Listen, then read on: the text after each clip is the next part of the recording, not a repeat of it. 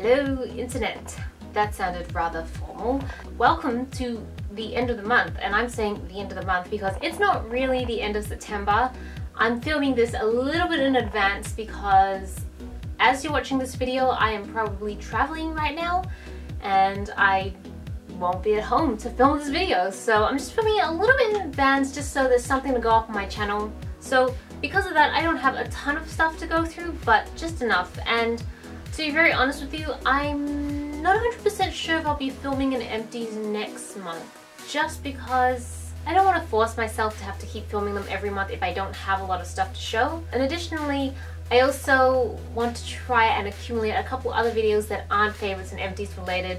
So while they are supposed to be monthly, they may come out once every 2 months instead. I guess it just really depends on what products I have available and what my other video schedule is, because I wouldn't want it to be a favorite and empty and then the next video is the next month's favorite and empty because I wasn't quick enough to get videos out in between, if that makes sense.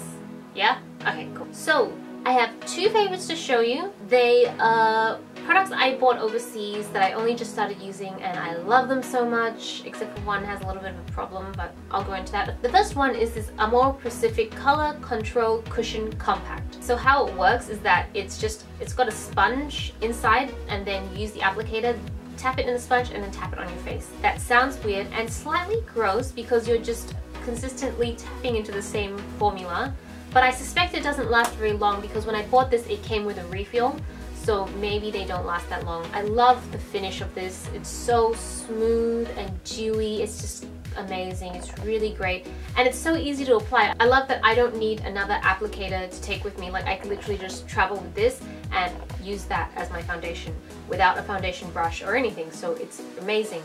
And it's got like SPF 50, sunscreen, super important. It all sounds great. I love it so much. It sounds amazing. Why am I not using it more? The only problem is that the lightest shade, which is what I've got, Tan Blush 104, that's the lightest shade. It's too dark for me, which makes me really sad because I really like everything else about this foundation and I could totally see myself using it all the time, but it's just too dark.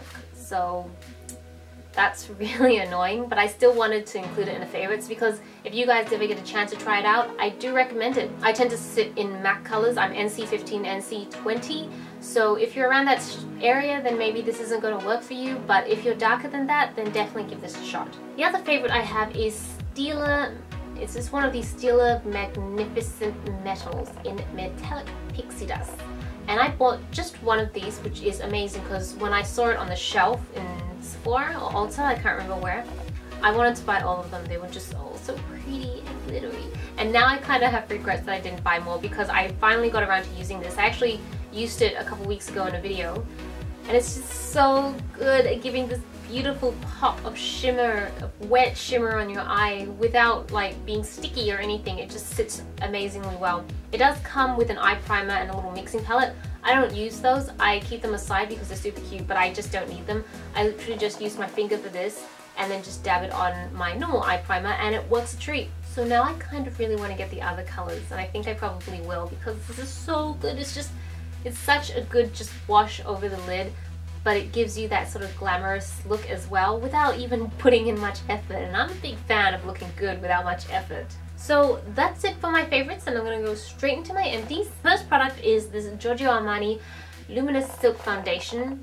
I'm sad to say this is actually, this actual bottle is the first luxury foundation I've ever purchased, and I purchased it in store. I think I purchased it at the Giorgio Armani counter at David Jones. That sounds kind of bad because it means that I keep my foundations for quite a while, but I'm bad and I don't tend to follow the expiration dates on makeup. I just go by smell, consistency, all that sort of stuff, and if it's not good, if it doesn't feel right, then I just chuck it. Even if the expiration date hasn't hit yet, if it starts to just I used my gut and it just doesn't seem right, then I'll chuck it out. So this lasted me a long time and I love this. I purposely finished this because I wanted to start using up my foundations, but sad to say I think I might buy this when I'm on my trip, so I may have already purchased this if I'm trying to think in the future, because it's really great coverage, very silky consistency.